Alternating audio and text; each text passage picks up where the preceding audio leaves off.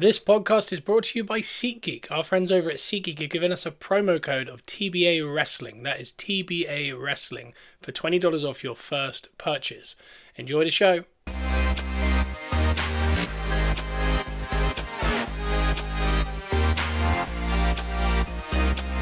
Welcome to Guns R Us, where we are positively Arsenal. And that we are. Oh, we still are as well. That's We a beautiful still thing. are. That's We a still beautiful are. thing. Just keep telling yourself that. We are, and we're positive as well because it's Wednesday, which means Joe and Scott are in the studio here for Gunners R Us. iTunes and Spotify. It'll be ad-free over on the Patreon. If you want more episodes, please go to the Patreon and link below. But today we've got so much to get to because I feel like I spoke about it on Monday and I said that my blood was a little boiled. Just the frustration of the hypocrisy. And again, the hypocrisy, this is a nicer hypocrisy. I'll give it that because I think I spoke about it briefly on Monday about Tottenham, how they're kind of like, you know, Gabriel gets pushed, it's a no-goal, then a week later, Fulham pushed them the exact same, it's a goal. They're always on the wrong end of the decisions. Yeah. And we've been there a lot in the last couple of years, and we've been told, you're seeing things, it's imaginary, woe is me, all this kind of stuff. And it makes you feel a little bit crazy. And it's been a lot of hypocrisy. Yeah. This hypocrisy is different because that hypocrisy was met with knowing you couldn't win anything and it being not in your hands to an extent. Whereas this one's really funny because we've got managers, we've got pundits, people are angry about the way in which we score 33% of our goals.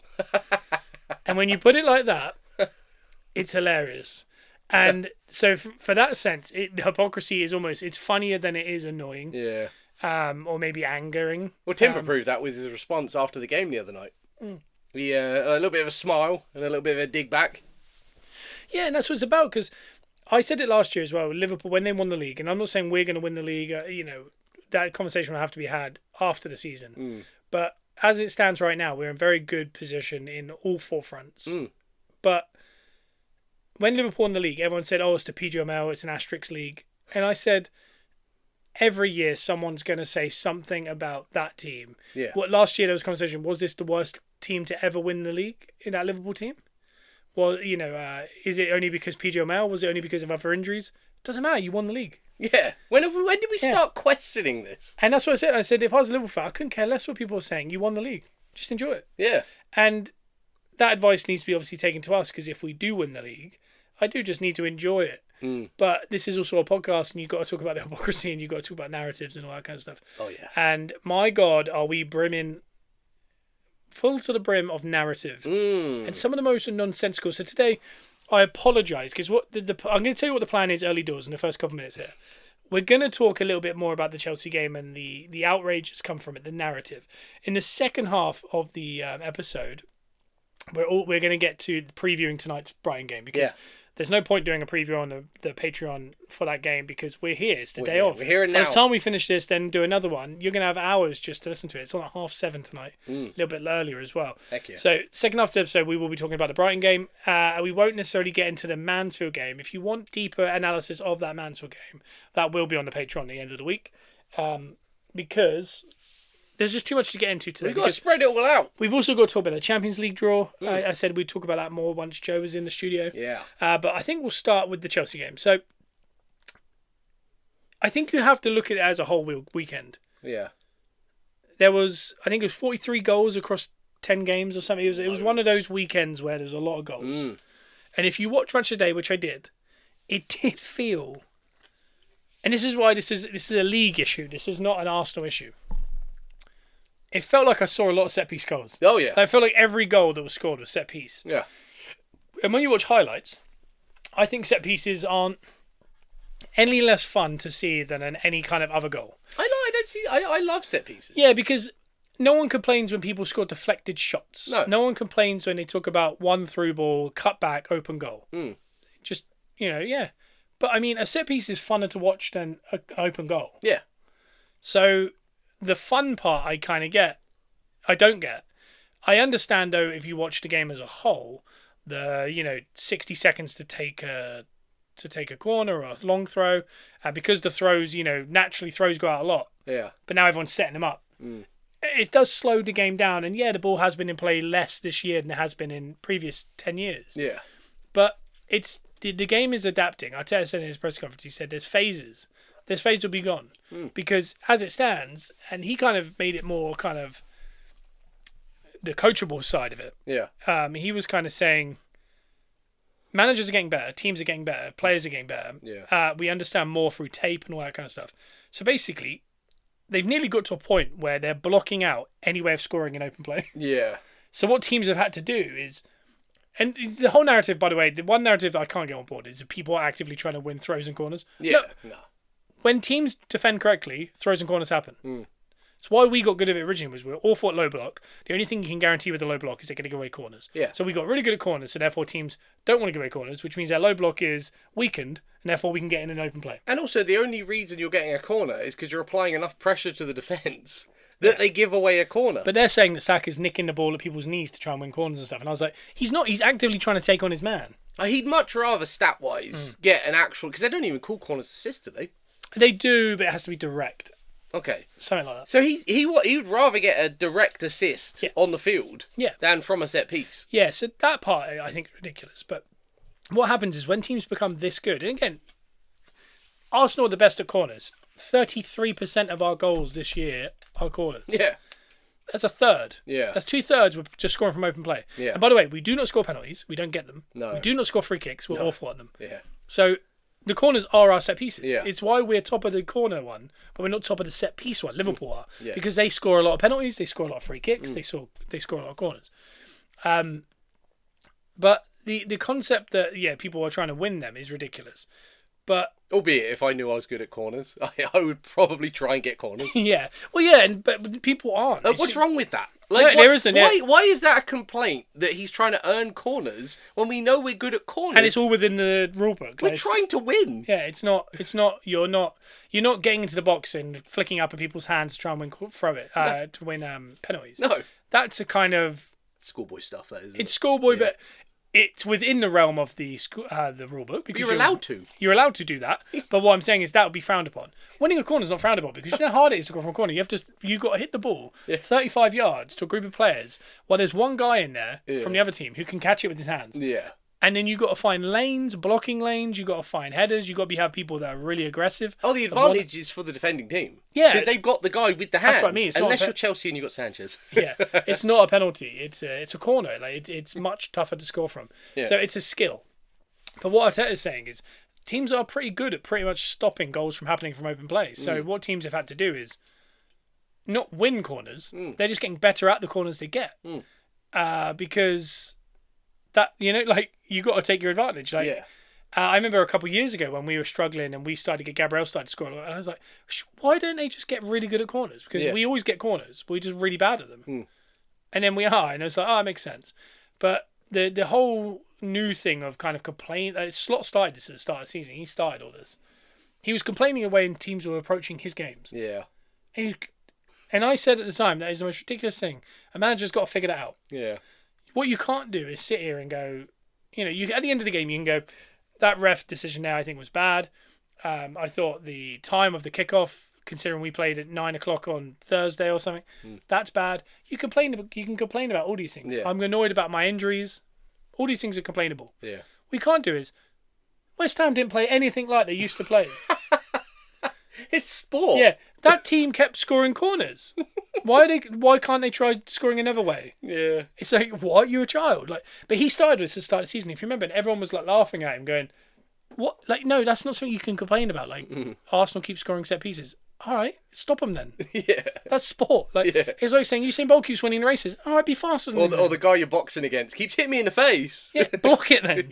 It's ridiculous. But that's kind of leaked into punditry. It's leaked into the general football universe. And that's the problem. And this is the problem because I got a message just a minute ago from Simon, and he was saying Hertzler, the Brighton manager, all this press conference, he spent the whole press conference saying Arsenal are very good at set pieces, but the problem is they spend a minute to take every corner and they hold everyone and they block. And that's all he talked about. And here's the thing that they should call out. That's not true. If you look at the whole season, we're one of the few teams that don't actually... how many games do you watch? Corner comes in, the ref immediately blows and goes free kick and you go, or whatever. Yeah. That was a load about nothing. Think how often that happens with Arsenal. It doesn't. It doesn't, but we also score a lot. Yeah.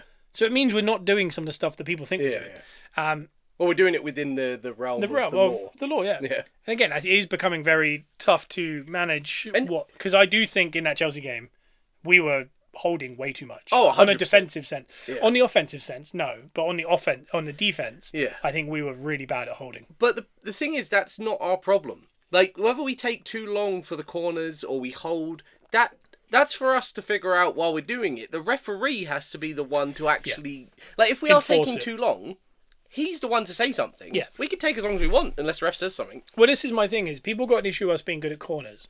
But what they don't have an issue with is that manager doing that today. And I can guarantee you, when you watch that game tonight, the first corner we get, that ref's going to blow up as soon as we kick it. They're going to go down fast. Yeah, they're going to go, no, free kick. And it's in the ref's head. And I can tell you right now, and that is the proof how these things that the managers say and the pundits say get in the ref's heads. Because we don't give away fouls. We give away a foul like once every 3 or 4 Premier League games from a corner. Yeah. It's rare. So if we give one away tonight, it's an immediate response to it. And the other one was, I reckon from the minute one, he'll be going speed up and doing that little hand movement they do. Yeah. Which they do with us, but with our corners. But my theory is, why are we not cracking down on managers doing that? Because that's an illegal tactic. That's mind games. That's telling the ref, you need to be on top of that, otherwise we've got no chance. Yeah. That's not within the realms of the law. No. What's the realms of the law is taking as much time as you want because the ref has to speed you up or not. Yeah. And then delivering a really perfect set piece and people attacking it perfectly. Yeah. And training it to a T. Yeah. That should be commended. Yeah, 100%. And that's what I don't get. So what we're going to do is we're going to start, like, I know I keep rambling because and this is why I want to say I want to apologise if this episode's a bit all over the place. There's just so many mini points that are so frustrating. And we're wound up. Yeah. But again, like I said, we need to take our own advice and, enjoy it. Because like I said the other week on the podcast, we scored 4 open play goals. And I said, I would honestly prefer it if there were 4 set pieces. I would at this point. Because I think it's just funnier. Yeah. But the narrative's gone like beyond the funny part into like, what are we talking about? Yeah. And we'll get to that more like similar to what Paul Scholes has been saying and what we've dealt with as Arsenal fans. But starting in that Chelsea game, it was 3 set pieces. The whole weekend, if you look at it as a whole, if you watch the match today, like I said, it was a lot of set pieces. It's a league issue, not necessarily a Arsenal issue. The other thing was, I thought Chelsea's set piece was unbelievable. I thought they defended the ones that they didn't concede very well. Yeah. And yeah, I think if you take away those, there wasn't many chances outside of set pieces. Well, I want to say this because I had this conversation with a Chelsea fan at work. Because the first thing he said as he walked past me was, these set pieces are getting out of hand after the Arsenal-Chelsea game. Yeah. He's clearly listening to... Yeah. Like I said in the old days, before social media, when the commentators just commentated on the game, if that game had happened back in the 90s, we would have watched it and then moved on. Yeah. It would have been just 3 goals. Like, we wouldn't have thought about the fact that it was 3 corners. It wasn't even in our heads. We would have just thought, well, 3 goals, there it is. He brought up immediately the corner situation.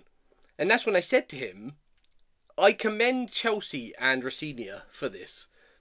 I think the Chelsea-Arsenal games this season have been interesting. Yeah. They've been the most interesting games of the season for us. And I think it is down to Rosinia. I think the way he's gone about these corners, he's done what all managers should be doing. Not complaining about the fact that we're good at corners. He's tried to figure out how to combat the corners and then also go up the other end and do the same to us. That's what everyone should be figuring out. Like he, was it the last game we played against him? He did that tactic where he left men up the field. Yeah. And it didn't necessarily work. Like sometimes it stifled it a little bit. It stifled it, but it can also fail. But he's taking risks. Like he's making big decisions, doing things that we haven't really seen. Which what he did with the Chelsea, they scored that corner. They could have scored a couple of those. Oh, it was coming, wasn't it? I don't think it's something to complain about. I think it's something to commend on both sides. Arteta needs more commendation for what he's doing with the corners and figuring out how to get around the wall that was built. And then Rosinia's then replying with, okay, if you're going to do that, then we'll do it too. I don't think that's something... You don't walk away from that game going, 3 corners, 3 goals. You should walk away from that game going, wow, they figured it out. They got the corners and they scored some goals. Yep. Like, there you go. There it is. And that's the thing is, like, you got to find a way of stopping it. Like, when City had the ball for 10 years and it was the most boring football in the world to watch, we didn't sit here and go, that's unfair, they should stop doing that. No. It's all a part of the game. Like, people could say, oh, yeah, that's different. It's like, no, it's not. It's all a part of football. Yeah. There wouldn't be corners if they didn't want people to be good at them. No. There wouldn't be. You're allowed to have there'll be a shot clock if they didn't want people to have the ball. Yeah. Yeah. Yeah. So what you got to do is you got to figure out: are you going to press them high? And if you press them high, you win that ball back, and you might be able to do something. Yeah. But if you don't, they'll beat that Yeah. press and they'll score. Yeah. You had to figure that out. It was really annoying as an Arsenal fan. I didn't sit here and go, they shouldn't be allowed to have the ball that long. Yeah. That wasn't when City were absolutely destroying everyone. Yeah. And it was the most boring. Like, talk about boring. Arsenal games are not as boring as Man City games. I can tell you that right now. Like, and that is not a bias thing. My God, everyone agreed. It's like robots. It was dull. They wouldn't emotionless. They wouldn't even go forward for like 40 minutes, just waiting for the other team to make a mistake, and then they'll go score, and you go, oh, this is dull. Yeah. And they'd beat everyone. I mean, they were getting 100 points, and people were talking about it not being a competitive league. It's not a competitive league when a team are getting 100 points. No. And every player in the league is coming out saying this is the hardest league they've ever played Yeah. this year. Yeah. So wouldn't that mean the team that win it end up being the team that are actually one of the better Premier League teams? That argument annoys me so much because sport is as black and white as you get. You have two sides that are competing to win the game, and one side will figure it out over the other team. So the idea that, like, we're going to get to the Scholes situation in a minute, but this is very much involved in this.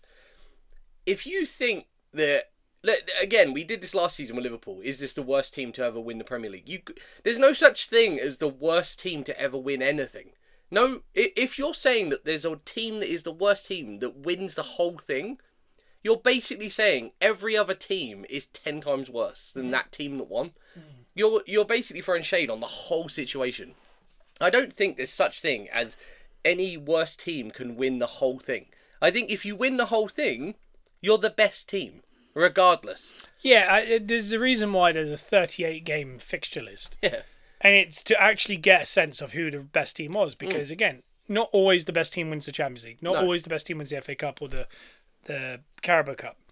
But the best team always wins the Premier League. Because you cannot be that consistently good over 38 games and beat everyone else out for the most amount of points. Home and away.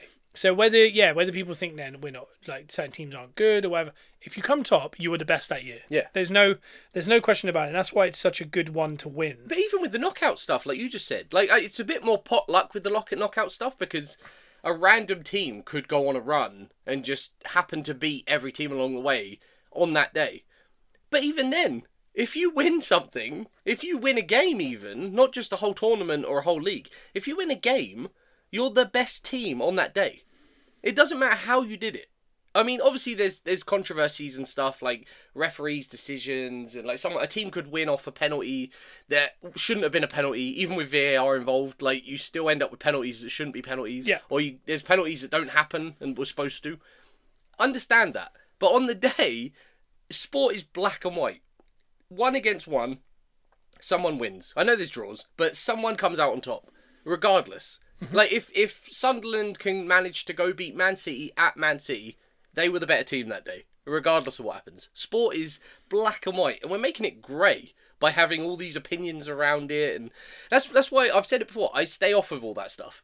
I know I hear it, and it annoys me because I hear it eventually. Because obviously we do this stuff, so we have to talk about it. But I don't. After a game, I don't go and read these things. I don't listen to what the pundits say because it's pointless. The stuff they're saying doesn't make any sense. And they're paid to do that. And they're supposed to be professionals. But we'll get to the Scholes thing in a bit. Ex-players can't play in this league in this day and age. And they can't have an opinion on it either. I mean, they can. Everyone can have opinions. They're allowed. But their opinions shouldn't carry so much weight. Because the stuff they're saying doesn't correlate to what we're doing in this day and age. Yeah, I think I feel pretty strongly about it that. And George Graham said this in '89. It's in our DNA to be disliked. Yeah. Micah Richards brought it back up a few years ago where he said, when it's Arsenal, everyone just seems to jump on it. Yeah. Well, Petit threw it in there, didn't he? Yeah, and he's right. And and that's, and everyone goes, oh, yeah, Arsenal fans are deluded. Then the players go, I don't know, we felt it at the time, we feel it now. Like, it's not, and that's just what we were saying for the last few years is we were told, cats are dogs and dogs are cats. And we're sitting there going, I think we're going crazy, but we know what we're seeing. And I know we can see things biasly. If, let's say, Liverpool last year were really good at set pieces and they won it, would we be on here going, all they do is score set pieces? No. Oh, God, no. Because last year I sat here and went, yeah, they were the best team, annoyingly. Yeah. Were they the best team I've ever seen? No. But they were the best of the bunch. Yeah. Yeah. And that's the worst you could say about Arsenal this year. Yeah.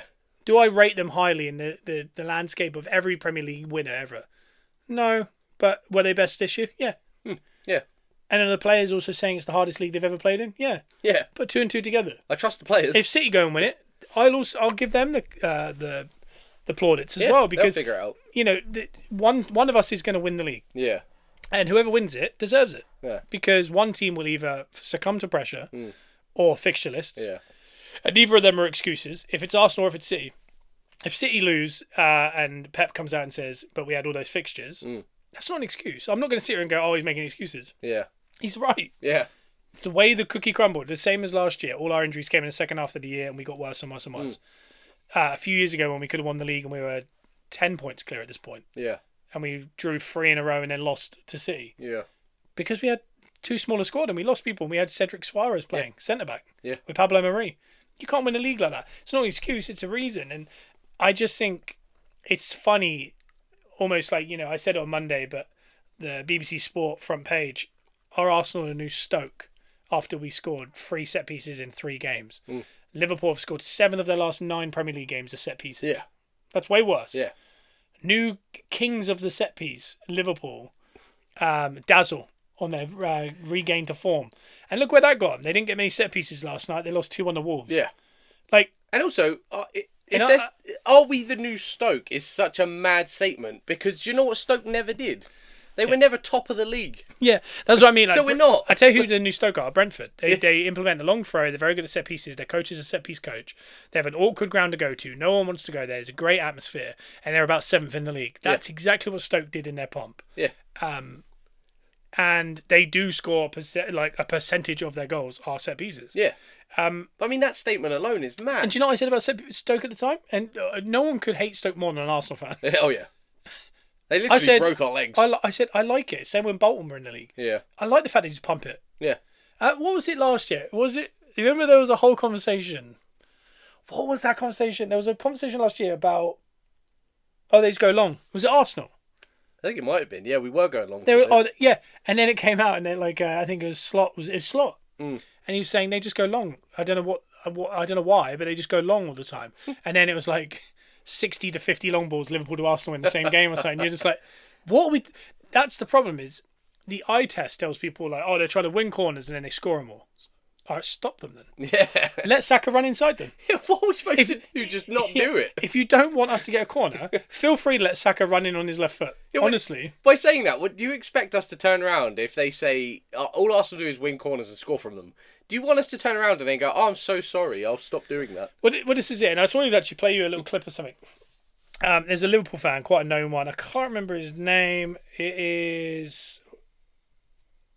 I think it's We Are Human First, I think. Maybe. He's a Liverpool fan. And he's kind of talking sense. And this was before the Wolves game, okay? I'm just going to play you a little snippet. I don't like Arsenal. I don't want Arsenal to win the league. I do not enjoy Arsenal. See, you lot got me out here defending Arsenal all week there, innit? And it's so jarring, bro. When did we start complaining about how teams win? Arsenal have the most goals in the Premier League. They've got the second most goals from open play. They've got the best defence in the league. By every metric, Arsenal are the best team in the league at present. I don't understand where we got to this place where we're complaining about how they're winning games. It's not as if it's 1-1 for Arsenal, another rule for the rest of the league. But maybe there is. Yeah. And that's what I was going to say and I've noticed a few Liverpool fans today, I think, there's another one. Algorithm has convinced you that you dislike Arsenal so much that you would rather see your own team fail as long as it means that Arsenal fail as well. I have seen Liverpool fans on here fuming with Arsenal yesterday because they won this game. Absolutely fuming. And I don't get it. Because this result here helps Liverpool. This is beneficial to us. But you've been... This is one of my biggest gripes of the whole thing. And it goes back to Tottenham cheering them, missing out on Champions League football because we didn't win the league. Yeah. I don't understand this concept. There's been a few occasions where I desperately want a team to beat Tottenham. One of them comes to mind is Chelsea drawing with them 2-2 when Leicester won the league. Yeah. That's because I don't want our rivals to win the league. Yeah. But it didn't affect us. No. If Tottenham had to win that league, but we had to get into Champions League, I don't care. I want Champions League. Yeah, I don't. We've still got more. We still got league titles in them. Do you know what I mean? It's like, that's a shame. I wish they hadn't won it. Yeah. But I don't want to miss out on Champions League football. I don't want to be a detriment. And look at what happened since that day. Look what Tottenham have done. People would say won a European trophy, but I mean, I wouldn't flex on that still. Nah. But they've come 16th twice potentially Yeah.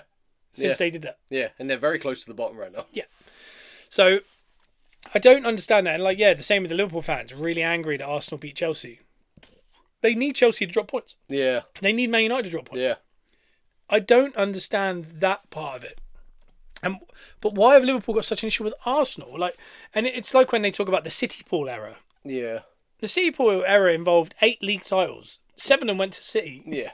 Yeah. It wasn't a City Pool era. It was a Man City era that Liverpool happened to win one Yeah. because COVID happened. Yeah. So weirdly, Liverpool have this like affinity for City. Yeah. And I think also there is an element of, I think the rest of the league, because I think I've been there, I think maybe even last year I'd rather City have won the league than Liverpool. And even though we were second, the City weren't going to, but like if there was an option, I would have rather City, because I think we all kind of palm City away into this, like, it doesn't matter. It doesn't really exist. It doesn't count. It doesn't exist. They're not a real team. They're sports washing. It's not, they don't really have fans. Of all the competitive Yeah. teams... We don't really care if they gloat. And also Yeah. they got so far to actually gloat, like, Arsenal have 13 league titles. Yeah. Man United have, 20 now, or 19, and Liverpool have 20, or whatever it is.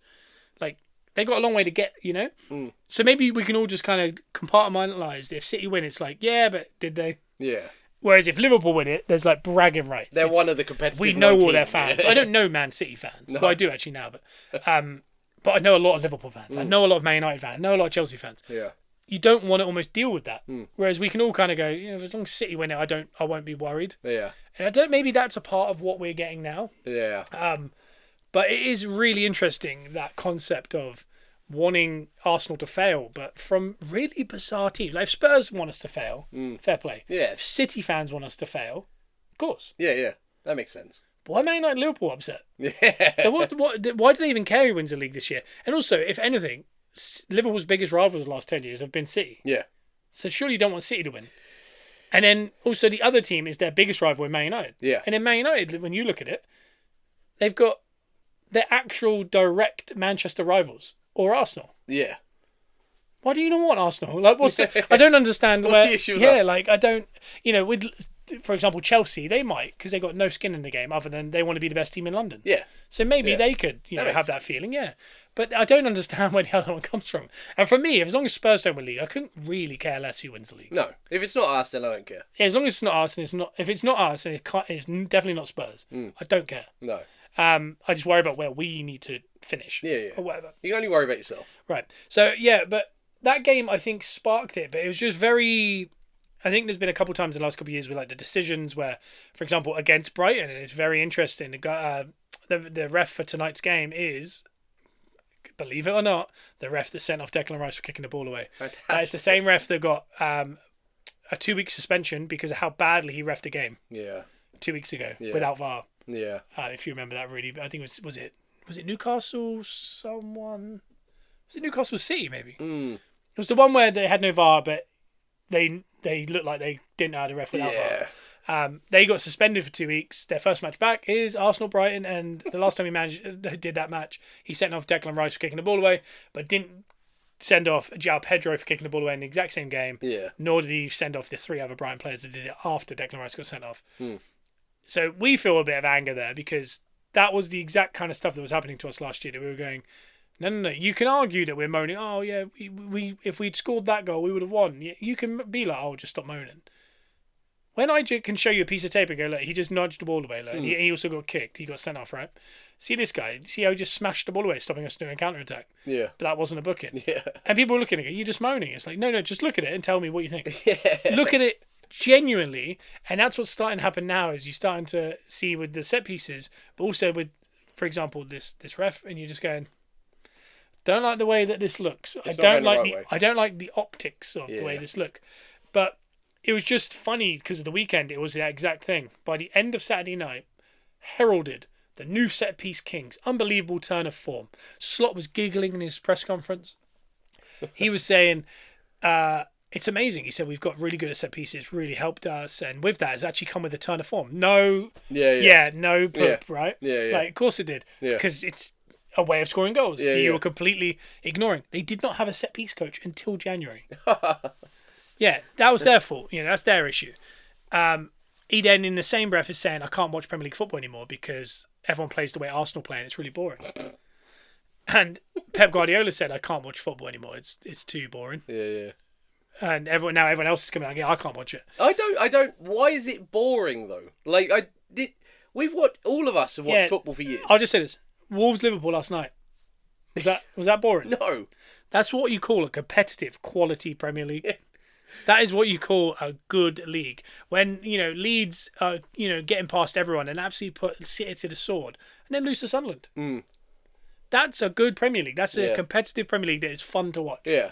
Do you know what's not fun to watch? City keeping the ball for 90 minutes of a game. Yeah. Winning 2-0. Yeah. And we all go, I literally fell asleep during that. Yeah. That's boring. Yeah. Any game you could turn off because you know what's happening. Yeah, that Arsenal-Chelsea game, it was a gammy game. And you were saying about the Rosenior and stuff. There was something about Arsenal at home to Chelsea. The Carabao Cup game was, infamously, I flew through it. But I checked Google to see what had happened in the game. And at 80 minutes, there was no highlights. And I've never seen that. That's boring. Yeah. I understand. But it's a two-edged sword. When City used to play the way they did, there's a way in which you can play that and get a 0-0. Yeah. But City knew eventually you're going to go, we can't do this. Yeah. And then the minute you strike, they strike. Yeah. And they win it. And you look like the idiot. Yeah. And they don't look like the boring team because they won it. Yeah. Same with Liverpool this year against Arsenal. There's a way in which a team can keep the ball and not go forward, and you can't actually get the ball back Yeah. because they're not actually going anywhere. Yeah. Liverpool decided to do that. But what game looked boring? Arsenal's game. Yeah. But it was Liverpool that caused it. Yeah. And this is what's happening now. And Rosenior has a way in which to try and bore those games. And he learned it the hard way because he obviously played Stamford Bridge and we went 3-1 up at one point. Yeah. And we looked like we were blowing them away and it went to 3-2 and it was a bit of a tight game. And then he went, we can't allow that to happen again. Went to our ground, left men up on set pieces. He was also filling the passing lanes. Yeah. He was making it very hard to get down the sides. Yeah. He just made it gammy. Good management. Good management, yeah. It should be commended. It's the kind of management that you saw between City and Liverpool a few times, where it was 0-0, or City and Chelsea. And at the end of it, everyone went, that was a proper football game. Now those proper football games, quote unquote, are now being called boring. And I just can't believe, we're at a world where, Floyd Mayweather was a really boring boxer if you don't understand boxing. Yeah. Yeah. He understood how to win points. He understood how to manipulate the scorecard within the rules. Yeah. Yeah. Didn't overly knock many people out compared to what a lot of people do, right? No. But he also never lost. Yeah, he made a lot of money, won a lot of championships. Yeah, I think he owes a lot of money now. But either way, he made a lot of money and he's unbeaten. Yeah. And no one can figure it out. Yeah. And most people consider him the best boxer of all time. Yeah.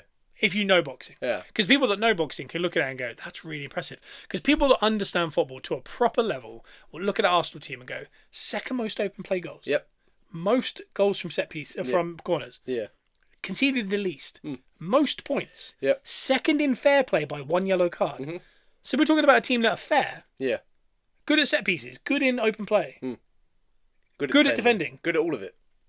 Yeah, a great British core in there. Might have one of the most ridiculous goalkeepers we've seen for a long time. Young manager. Yeah. So tell me what part of that is really boring and really not good. It's so narrative They're driven. literally ticking all the boxes. That's what I mean. Like, there's not been a team that have ticked the boxes like that. No. Like the Chelsea team that conceded nothing also scored nothing, and everyone still lauds them. Yeah. That was probably. I'm sure they were boring. Do you know how many set piece goals John Terry scored that year? Oh, yeah. He personally scored like over 10. So it's one of those that you look at and you think people are trying to find a reason to hate. Yeah. I don't think this would be happening if it was any other team because, and Simon said it earlier to us in the group chat. If we played perfect free flowing football Yeah. from the start of the season, but we're right where we are now, they'd be saying something else. It'll be something, yeah. And even if they aren't, we don't know that. Do you know what's going to happen? At some point, City are going to just steal it out and they're going to win a set piece. They're going to score something. They're going to hold a team out that we couldn't because we were trying to play free-flowing football. We're going to come second and everyone's going to go, they're bottlers. They need to be stronger. Yeah. You're damned if you do and you're damned if you don't. Yeah. And, this is the point where we're going to just kind of make some evidence. I think you've just got an idea. Because, who was it? On Monday, I played the commentary from that Chelsea game. I think you've heard that one, haven't you? Yeah. The Drogba one. Where they go, they played the football, they scored the goal. Yeah. Arsenal soft again. Yeah. Yeah. So they now want us to be the team that are soft again because it was easier then because you could bottle us up and be like, I do realize I said bottle. It's almost like we were quaint. We could put them in a pocket and be like, they're funny. We can laugh at them. Yeah, yeah. Now we can't laugh at us. We're not funny anymore. They're not very funny, are they? Because no one likes Big Gabby No. throttling through their best Yeah. players. Yeah, we'll put Reece James on him because he's too strong. And Gabriel's in the air. He's got four of them by the throat, and he's headed it back across. And you're thinking, oh, that's not ideal. Like, yeah, it's annoying, right? It's annoying for other teams. It's annoying when we do things. Yes. And I really wish I could find that commentary on the Arsenal Man United game. Oh, yeah. But what I want to do is just bring up kind of all the different things. So, Brentford, the first day of the season. Here we go, we got it. This is Arsenal Man United at end of the unbeaten. Lee Hendry broke that at Highbury. Yeah. Cole has gone down injured. I remember Nobody's this. touched them, Steve. Nobody's touched them. Because you can't see it, guys. Right in One of front the highest, linesman. worst challenges you'll ever see. And again, it's the crowding of officials here from Arsenal. We're in the Oh, issue. yeah. We're the So issue. watch this. No, watch this. Oh! Somebody has touched him. Yeah, he back. has touched them, yeah. Yeah, it's a mad, isn't it, what their natural reaction with Yeah, Arsenal yeah. is. And this is why Arsenal fans are so frustrated, because we've been the team that had our legs broken at Stoke. Yeah. And the commentator said, they just got to be stronger. We've had Bellerin knocked out cold at Stamford Bridge by a stray elbow on an open goal that Alonso shoulders in after he knocks Bellerin out cold. Yeah. And we sit here and go, well, you can't give that. They give it, and they go, you just got to be stronger. Bellerin's straight-armed on the floor, Yeah. out for 5 games, concussed. Yeah. And they're going, you've got to be stronger than that. So we remember all this. Yeah. So when we go to Chelsea, and they're going, oh, they're pushing us. I'm like, Yeah, we are. yeah. And we should be doing more. Like, I don't care. You're lucky we're not doing more. Right. And then you think of Brentford and that game when Neville and Carragher danced on our graves. Yes. And it was all set pieces. And Gary Neville's article, I read it earlier, is this is the English Premier League. Set pieces are our bread and butter. Yeah. You got to be stronger than that. Your goalie can't be getting pushed around. There is pushing and shoving. There's pulling. There's all sorts going on in that box. You got to rise to it. You can't complain. Yeah. All right. Well, now we're the best at it. Now it's too boring. They need to get. They're going to have to change something next year. Like maybe you can't have corners, a certain amount of corners per year. They're coming up with these kind of plans. You're like, I thought that's what the league was built on. I thought that was the bread and butter. Oh my god. And the worst part is, like I said earlier, we don't give away free kicks on corners. No. We're not doing the pulling. No. And if we were, the ref should be spotting it. Yeah, but when you look at it, it's honestly, when we defend corners, I think we do a lot of pulling. Yeah. Yeah. As does every team. But when we score the corner, I can pick you 3 penalties we should have had on the goal we scored Yeah. from the other team pulling on us. Yeah. And when other teams have corners, I could pick you 3 penalties they should get on that corner. The difference is we're scoring still. Yeah. They're not. Well, I'm going to say this as well, if you're talking about fouling on corners as well. I think Gary Neville, when Timber scored, I think it was the winner at the weekend, as soon as we scored, mid-celebration, all Gary Neville's saying over the top is, I think there's a foul on the goalkeeper in there. I think there's a foul on the goalkeeper in there. And fair play to Peter Drury, who's trying to commentate the moment. Yeah, because it's a big moment in Tara. Gary Neville's trying to claim there was a foul on the goalkeeper in there. As soon as they show the replay, Gary Neville very quickly goes, oh, God. Oh, no. Sanchez was nowhere. Like, he should... What's he doing? He's nowhere. Yeah. Like, what did he see? Well, the big one for me that I thought was ridiculous, and it was the first time I kind of saw through it and realised, like, what they're doing, was the Pedro offside goal late on. Yeah. Miles offside. In real time, I could see it was offside. Oh, I didn't even feel like a nerve. No. But as soon as it went in, he made that bloody noise. Yeah. Yeah, he could obviously... If he could see a foul that we didn't commit on our winning goal, he could see that that was offside in real time. Yeah. So why is he commentating... Why is he over the top of our winning goal celebration, why is he claiming we fouled the goalkeeper when we didn't? Over the top of it, on a big moment, the biggest moment of the game. And then when they score a goal that's clearly offside in real time, he's commentating it like it's a great goal. Yeah, and he's commentating it like, oh my God, they've bottled it. Yeah. And we kind of caught him doing it. He can't wait. And the worst part was, like, I'm showing Joe now how offside he was. Yeah. And in real time, I was like, he's miles off. Yeah. And I thought, whatever. And then he was going, he's on here. And he was saying, and the more he was saying, I was like, oh my God, is he? And I was like, oh no. And then I started to panic. Yeah. And then they showed the first replay, and I was like, no, he's offside. Yeah. And he was going, he's on. And I was like, what? And then He was looking at the wrong person. Or No. the wrong part of the play. he didn't realise someone flicked it on with their head. Yeah. But that was the reason why it happened. But why is he burying our winning goal moment with a decision that wasn't even real? And then over the top... Stressing us out. Yeah, and then stressing us out more by commentating it like it's a fair goal when we can all see it's not. Yeah, and then we start stressing, and then they showed the first replay. I was like, okay, it's not a goal. Like, what are we doing? But I don't know. But things like that old commentary from the Arsenal one, the commentary we had with the Bellerin one, the article that came with the mad amount of punditry that came after that Brentford game. These are and Stoke breaking legs, Sunderland snapping Diaby's leg, and Wenger coming out and going, it's rugby. Yeah. This is rugby. Yeah, Wenger would come out and say it's rugby after games. Everyone would laugh at him and say that's English. That's top flight in England. Yeah, welcome to the Premier League. Welcome to the Premier League. Yeah. And I mean, when he was saying that, it was snapped legs multiple times a year. Yeah. ACL tears, all sorts. It wasn't, oh, he's holding my shoulders on a corner. Yeah. It was nothing to do with that. No. Now it's just holding on corners and things like this that they're upset about. Which is gamesmanship, because everyone does it. Yeah. Everyone's going, yeah, we need to change the game. It's not beautiful anymore.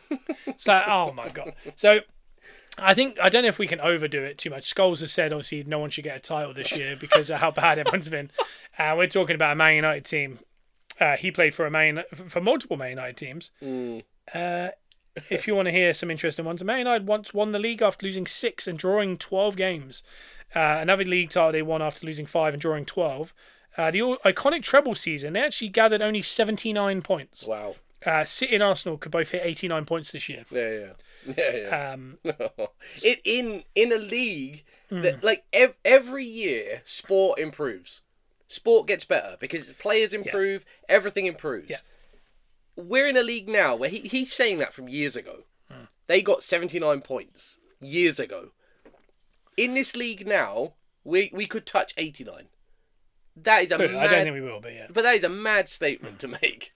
Yeah, and Matchaday put up a stat that said out of 783 Premier League goals scored so far this season, 212 have been from non-penalty set pieces, a total of 27.5%. It's the second highest in Premier League ever, behind 09-2010 season, which had 28.5.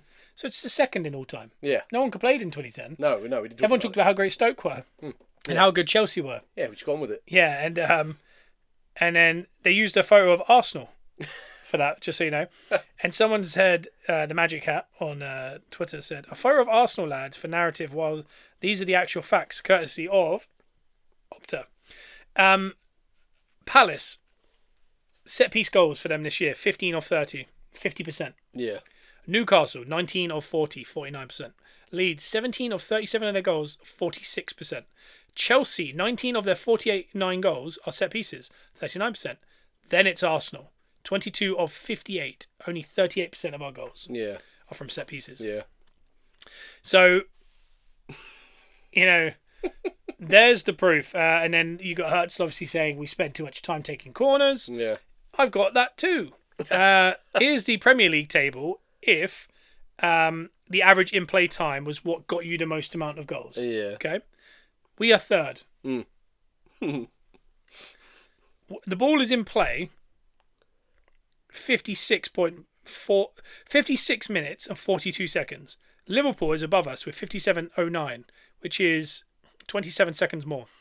City are above them, and they're a minute 30 above them. So about 2 minutes above us. Yeah. So City do keep it in play a lot. Yeah. Cool. But Liverpool are pretty much the same as us. Yeah. Bournemouth have got it only in play 52 minutes, and everyone's talking about lovely Bournemouth. Yeah. Brentford, another one, right at the bottom, 18th, going to get relegated, 53 minutes. Yeah. And who's just above them the lovely Manchester United with 54 minutes. They take the fourth most amount of time with set pieces, throw-ins, and corners. Yeah. There's your stats.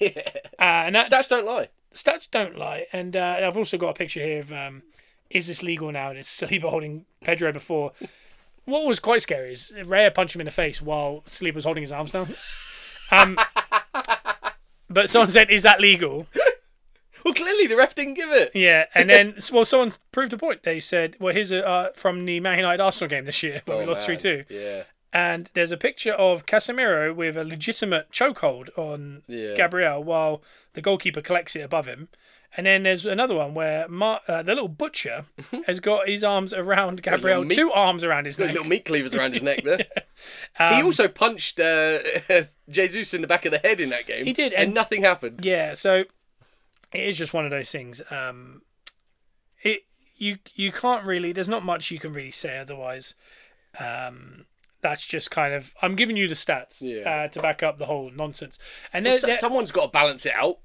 What is this here? And I think people are going to, I'm hoping if we can get something over the line, they will, because that narrative is going now, because I've seen like the PSG manager, I've seen others saying, yeah, we don't want to ever play football like Arsenal do.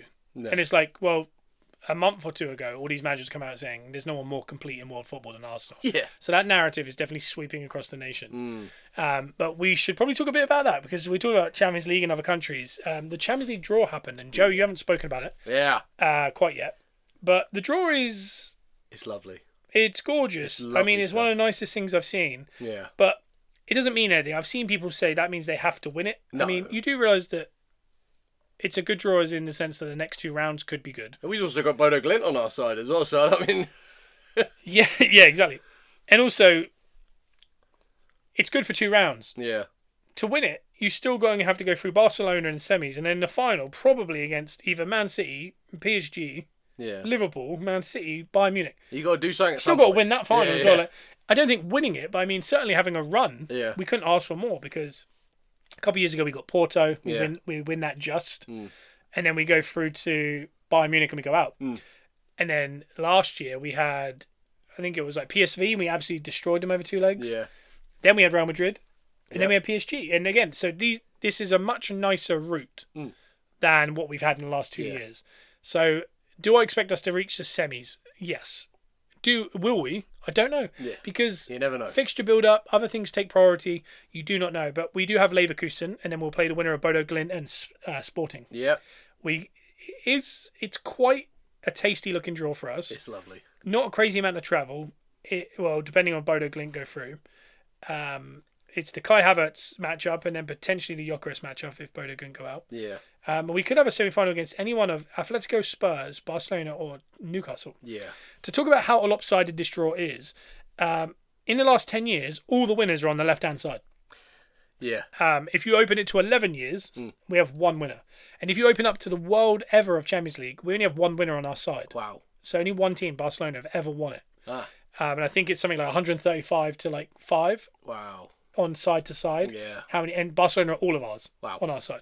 So it is one of the most lopsided looking draws we've ever seen. It's just about Barcelona and Arsenal kind of doing their job to the semi. Yeah. And then by the time it gets to the final, I think people would kind of be not surprised at either of them 2 teams being in the final this year. Yeah. But I don't know. It's. I think we have the ability over 2 legs, especially with the second leg at home to the semi-final, to potentially beat that. To beat anyone on that side on our day. We do, yeah. Will we? I don't know. Like I said, we struggled with Porto, but we didn't struggle with PSV. Struggled with Bayern Munich. We struggled with PSG, but we didn't struggle with Real Madrid. So it really depends on what team turns up. It's very pot like the Champions League, isn't it? Like, you could look on paper and see all those lovely badges and kind of... You can see what the scary ones are. But in reality, none of them are that scary anymore. No, I mean, after what we did with Real Madrid last season, I mean, that's the scariest badge. Yeah. That's the one you don't want. Yes. And we did our job. So, I mean, in reality, you never know. And also, it can go the other way. Bodo Glint, we can lose to Bodo Glint in the next round after this. So. Yeah, Leverkusen aren't an easy team. So no. It's one of those that it looks good. We still got to do the job. Yeah. But it's exciting to know, obviously, we've got the Carabao Cup final. We are in a title race. We'd like to think we're going to get to the semis. we'd like to think we can get past Mansfield at the weekend. That it's nice that by mid-March we could kind of still be in everything. Yeah. Yeah. And that's like we joked about years ago as an Arsenal fan. We kind of go out of everything in Feb, Yeah. like early Feb. Yeah, everything's done. Everything's done. Yeah. And we never truly thought we were going to win any of them. No. But it was mathematically like we're out of the league, we're out of all the cups. That's that. So it's mild. It's mad to think that we're not just in it. People are considering us a potential winner of any of them. Yeah. I'm not saying we're going to go win the quadruple. I don't think there's even any chance of that. But the further we go in all of them, the more chance we are at picking at least one of them up. Yeah. And that's what this year's about. And again, the Carabao Cup is a huge opportunity to mentally make a stance on City to be like, we're not going anywhere. Yeah, and once you gain that first trophy as well, momentum-wise, you feel more comfortable. Yeah, it's the only trophy you can win early in a season before the end of the season. And you've got one in the chamber now. It's done. Like, you can sit Yeah. back a little bit and be like, well, we did it. Yeah. We know how to do it now. We've won one. It's I there. saw Alan Pardew talking about it on TalkSport where he said that one's really important because it does give you that confidence. And Yeah. it gives you, it's the only one you can win during the season. Yeah. You can kind of look around and be like, well, we've already won something. So you Yeah. guys have got to figure something out. And therefore the pressure moves on. Yeah. But who knows? But so what we do know is the Premier League is on tonight. Yeah. We've got Brighton away at the Amex. Mm-hmm. And was last year the Saliba João Pedro headering the ball onto Saliba, who headers it out, and then they clash heads, and then somehow that was a penalty. That was that one, yeah. That's that one, yeah. And the first game of the first tie of the season last year was the Rice kicking the ball away. Yep. So marred in controversy last year. I don't remember this year's home game with them at all. Do you remember it? What happened this season? I'm gonna be honest. I don't like going to the Amex. I know it's a pretty little stadium. It's not really a threat, but we do have a real issue with the Amex. We had the same issue back in the day in the 2000s with Swansea. It's a quiet little stadium, not a threat, but It's an open stadium, very like blowy. yeah, there's just something about the Amex. It's the new Swansea one. It seems to be a stadium we go to. It causes us problems. We have got wins there. We do manage to win, but I mean, it's not a stadium I enjoy going to. We beat them 2-0 in the EFL Cup at home.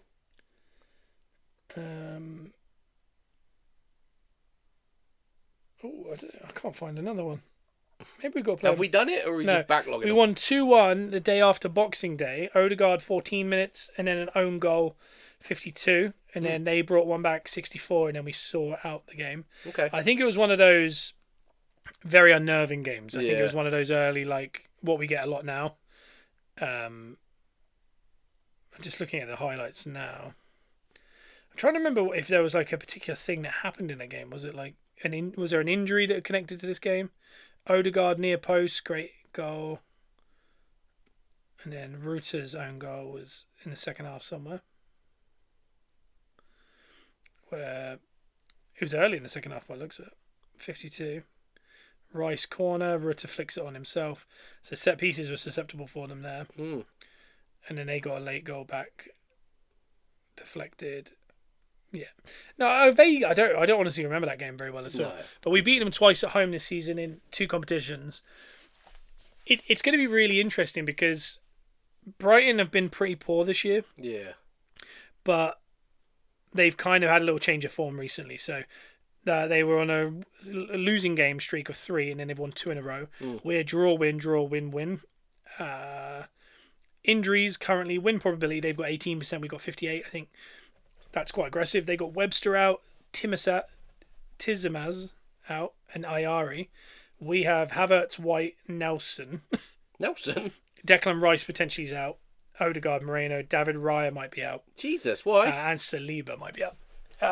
I think the rare one was Arteta said yesterday that he is fine. I think he said Dauman is available, Oh, wow. which he isn't actually in that list, is he? Saliba and Rice didn't travel with the squad last night to Brighton. Okay. That's what people said. And Rice did come off injured. I think there's a chance Rice doesn't play. Yeah, Rice pulled something, didn't he? Yeah, and Saliba, I don't know what's gone on with Saliba, but Mosquera could end up playing. But Havertz, they said they're going to have another look at him. Ben White looks like he was travelling. But yeah, Havertz is saying Odegaard's not there. Havertz's injury's been up and down, hasn't it? it's been a real complicated one because he got injured in the first game of the season. He only came on for 10 minutes and he got hurt in that game. And that injury's just stuck with him all season because we're looking at 8 games left of the season. And he's not fit yet. He keeps coming back and going away again. Yeah. What did he do initially? The Was knee. it knee. No one knew what it was. He didn't show any signs of it in the game. Yeah. It's just afterwards they said he came on and hurt his knee. Yeah. So it's just one of those weird things. Yeah. In the table, Brighton are they. Some could say they're in a relegation battle. They're at 12th. The 2 wins have helped because obviously before that they were on 31 points, which is what Leeds are on now. Yeah. So they have jumped up a couple of spaces. They're above Newcastle, and they're jammed between Newcastle and Sunderland. They can't really go anywhere. That's what I'd say. Like if they win tonight, they're going to 40 points, and they would kind of be in the pack of Bournemouth, Fulham, Sunderland. Yeah. As far as reaching Europe, maybe around 7th. They're a good 7-8 points off of that. Yeah. They're in no man's land, I would say that, which is what you want to play at this point in the season. Yeah. You want to play teams that aren't worried about getting relegated, so they're not shutting up shop. They're not fighting. Yeah, and they're not overly aggressive. You want teams that are kind of free to play, and not overly worrying about their stance in the league. Like they're not going, we have to win, we need Europe. They're not also saying we have to win, we have to avoid relegation. They're just kind of there. Any points are given at this point for them. Like if they were to pick up 3 points, they'd be extremely happy because it would just kind of guarantee that kind of safety net. But they probably don't go into this game in their head going, this is the one where we're getting the points. They're probably also going and going, it's going to be tough. We need to stop their set pieces. They're probably worrying about us. Will he have a plan that could stem us? I don't know, because the worrying part I had with the Chelsea game was, and I know it was good management from Rosenior really, was it felt like we were never actually in the game. It was like, I've never seen a game this season where Saka wasn't getting opportunities to go 1-on-1, and we never had sustained pressure at any point in the game. No. It was really odd. It was literally down to the set pieces. Yeah, it was like, but Chelsea also didn't have a lot of chances or a lot of the ball. It's like the ball just wasn't there. Like it was a really odd game, and I think that's also probably what's flared the conversations around boredom, because it was really odd. Like even when I was watching, I was like, if we played like that against Brighton, I think we would never get a goal away from home. Yeah.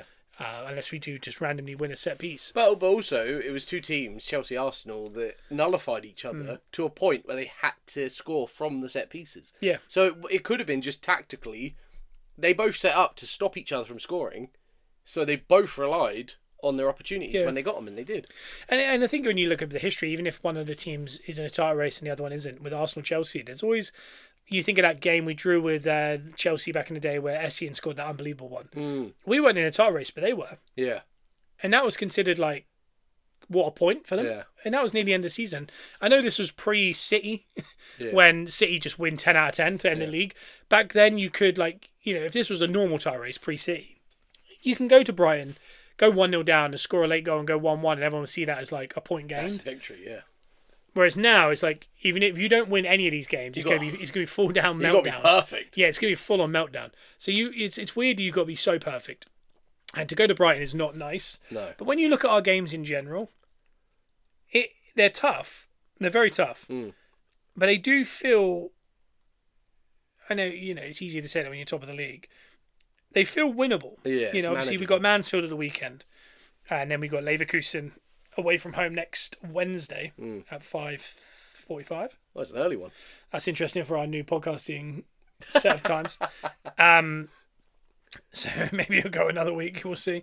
So we've got Brighton. So if you look at the league, we've got Brighton away. Then it jumps 10 days, and we've got home to Everton, who are in unbelievable form at the minute. But you think at home, should we have enough? Yes. Then we've got Leverkusen. Then we have a week off of the Premier League to do the Carabao Cup final. Heck yeah. And then we don't play again until Bournemouth. Oh, wow. Which is after the international. Yeah. So between now and April 11th, we have 2 Premier League games. That's mad. We just need to lock those points in. Lock them in now. Remove Mansfield, remove the 2 Leverkusens, and remove the Man City final, because the benefit of the Man City final, yes, if we lose that final, that's going to be a long 2 weeks. But it's also, at least it's 2 weeks to get it out of your system and go, well, that was the Carabao. It's nothing to do with the league. Yeah. As long as we lock in these points prior. Yeah.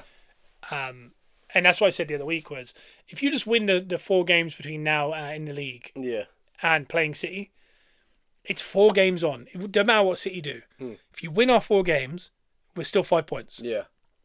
If we then go to the Etihad and let's say it ends a draw, City are then looking at going, we need them to drop. We need them to lose a game between now and the end. Yeah. That means we just got to avoid losing in the last 4 or 5 games. Yeah.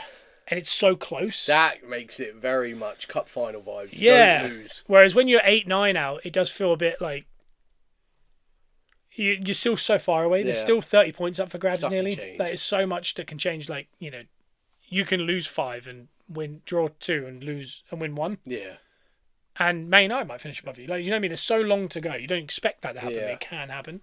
Whereas with 4 or 5 games, it's like people are falling into their spots and knowing what's the deal is. Yeah. So it's going to be really interesting to see how that plays out. But as for Brighton tonight, I just don't know. There's so much up in the air as far as people being out. I wonder if it's a game where we might see Eze and Havertz in midfield if Rice isn't available. Yeah. If Havertz is available.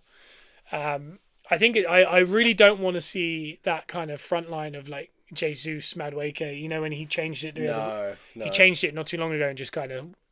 With Mansfield at the weekend, I think you just got to turn up to the players, the main players, and go, suck it up. After this, you got time off. Yeah. You got a week off until Leverkusen. Just Get through. get through this game and you can have the weekend off. And then Norgard, Madueke, Martinelli, Jesus, all these guys can get into that. Dowman might even get back in time for that. Get them in. Mosquera, Definitely. That's how I see it. An interesting one would be if Calafiori comes back, Hincapi takes the bench, but I think Hincapi's been really good. I love that guy. Yeah, I think he's been really good. And I know a lot of people are saying if he was English, he'd be called John Smith and we wouldn't want him. I don't think so. I think there's more to him than that. He's aggressive. Yeah. I don't think he's the best defender. I do think there's a mistake in him. But so's Calafiori. Yeah. I absolutely love Calafiori. I think he's a player that when he left the team, there was a definite switch in how well we played. Yeah. And I think for a right back, it's bizarre he's that influential. For a left back, he's that influential. But the way you see it now, because Timber, I think people have soured on Timber a little bit. It's because since Calafiori's gone out, Timber's the guy that's standing next to the centre forward. Yeah. Whereas that would have been Calafiori, and we all love seeing Calafiori in that position. There's a flair to Whereas Calafiori. we don't want to see Timber in that position. And if Calafiori's in, I think Timber can do what he does best, which is sit back, defend, and do the correct things. Get the job done.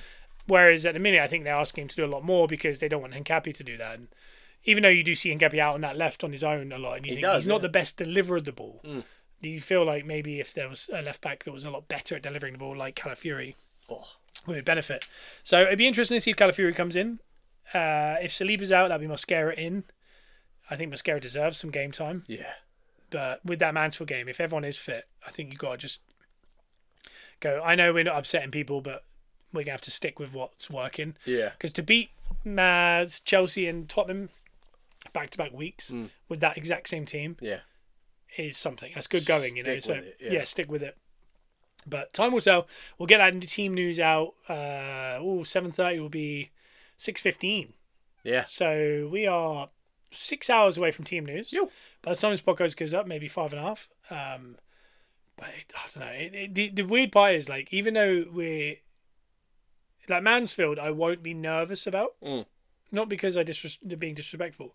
It's just I'm not as nervous when it's not Premier League. Yeah. Leverkusen first leg won't be as nervous about because you can kind of there's a second leg.